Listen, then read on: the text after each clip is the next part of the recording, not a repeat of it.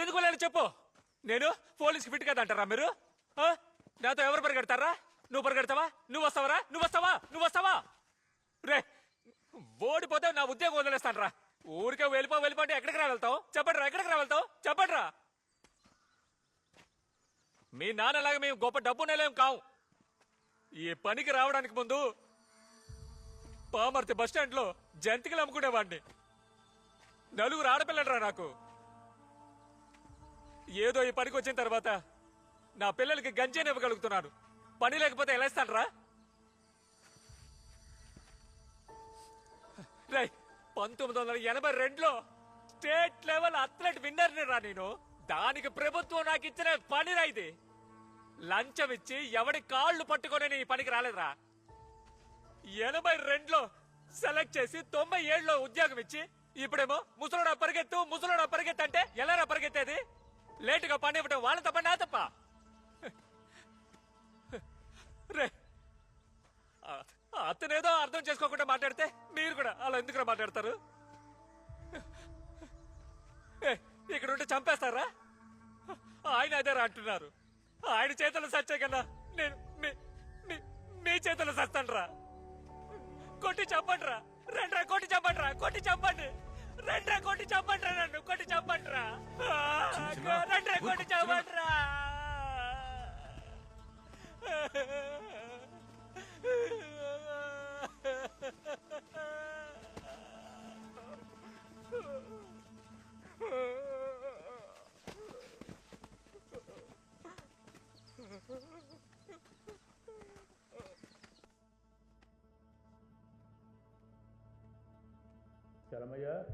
చలమయ్యా అయ్యా వెళదాం రా. సరే అయ్యా.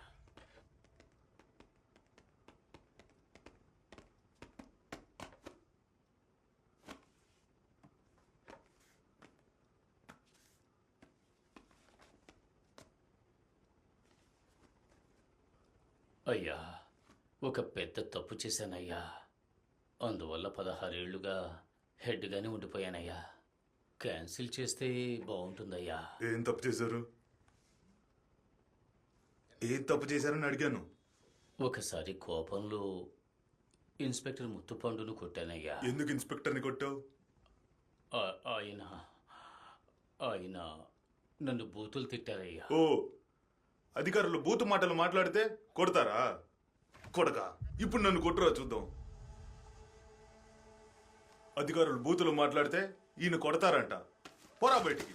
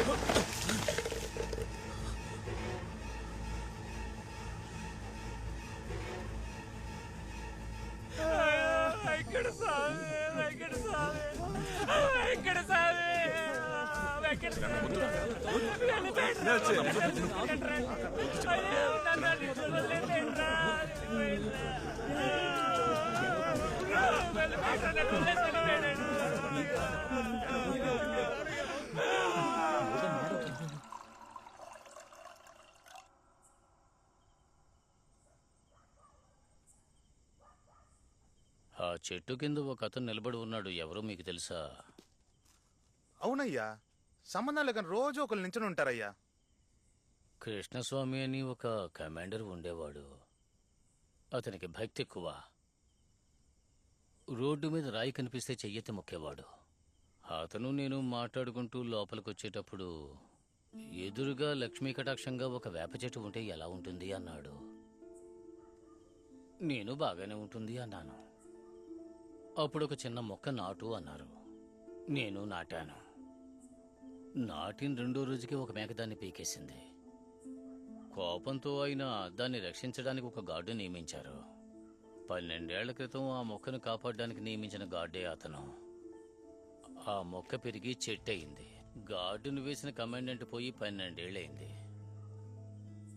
అధికారి ఉత్తర్వని ఆ తర్వాత వచ్చిన వాళ్ళెవరూ ఆ గార్డును అక్కడి నుంచి తీయలేదు. ఆ గార్డుకి తను ఎందుకు నిలబడ్డాడో తెలియదు. ఆ గార్డును వేసిన వాళ్ళకి ఎందుకు వేశారో తెలియదు. ఇక ఎవరు ఏ ప్రశ్న వేయలేరు. వేసిన వాళ్ళకి జవాబు దొరకదు.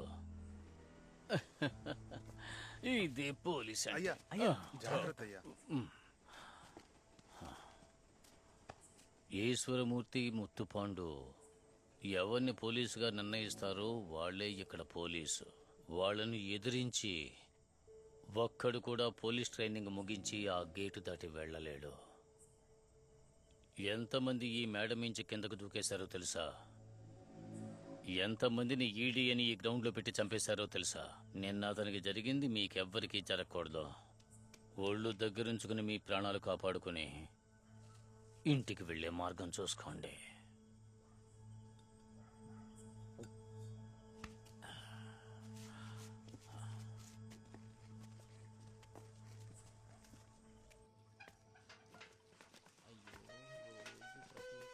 తమ్ముడు నేను ఆపుకోలేకపోతున్నాను బాబు. నేను ఆపుకోలేను తమ్ముడు. వెళ్ళని బిజినెస్ సరే, బాబు. నేను వెళ్ళాలి. నేను ఆపుకోలేకపోతున్నాను. నన్ను వెళ్ళని బాబు. అబ్బ. తమ్ముడు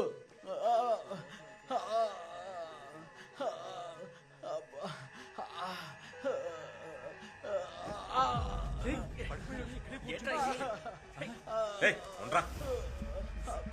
అన్నా, అన్నా, లేనా అన్నా, లేనా.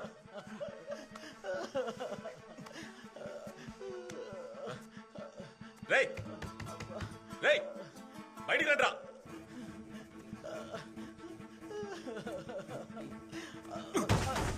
అన్నా, వెళ్ళనా, వెళ్ళు. రే బావా, ఏం చేస్తున్నావు? లేనిపోని సమస్య వస్తుందా? ఏంట్రా సమస్య? ఇలా తాళం వేసి బొమ్మంటే డ్రాయర్లోనే పోవాలరా?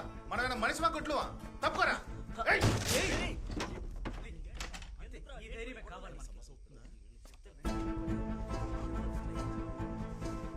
ఏంట్రా చూస్తున్నావేంటి?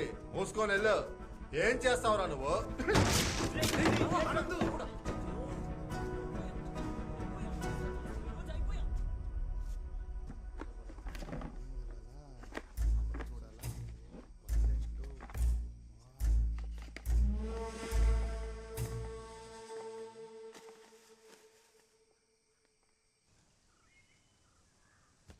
కూర్చోండి కూర్చోండి.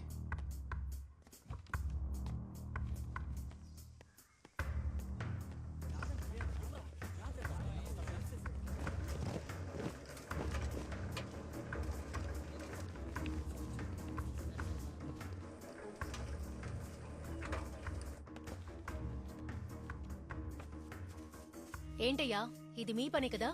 ఏంటమ్మా? ఆ ముగ్గురిని మీరే కదా రెచ్చగొట్టారు? ఎవరిని? ఆనంద్, కాదర్ భాష, మణిశంకర్ ముగ్గురు కలిసి లాక్ చేసిన బాత్రూమ్ తలుపుని పగలగొట్టారు. తర్వాత సిడిఐ ముగ్గురికి ఈడీ ఇచ్చేశారు.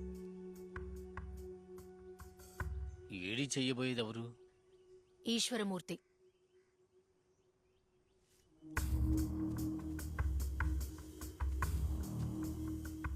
పాపం, తనంతటి తానే ఇరుక్కున్నాడు. ఏంటే పాపం అంటున్నావు? టాయిలెట్ పగలగొట్టారు. పోలీస్ అంటే ఏమిటి, డిపార్ట్మెంట్ అంటే ఏమిటి అని రేపు చూపిస్తాడయ్యా ఈశ్వరమూర్తి. ఇకపై ఈ పిఆర్ఎస్ లో ఎవరు నోరు విప్పి మాట్లాడకూడదు. అలాంటి సంఘటన గ్రౌండ్ లో అందరి ముందు జరగాలి. ఇంతవరకు ఈశ్వరమూర్తి అయ్యే చేతిలో 18 మంది చనిపోయారు. రేపు వీడు కూడా. అందుకే నేను చెప్పాను వాళ్ళతో చేరొద్దని.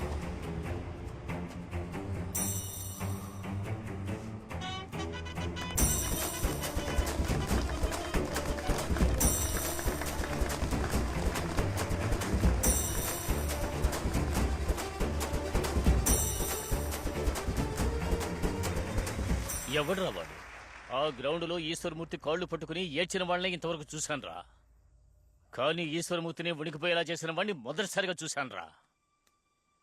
చాలా పట్టుదల గల వ్యక్తిరా వాడు. వాడు చిన్నప్పటి నుంచే ఎంత అయ్యా. పోలీస్ అవ్వడం అనేది వాడి కోరిక కంటే వాళ్ళ నాన్న కోరిక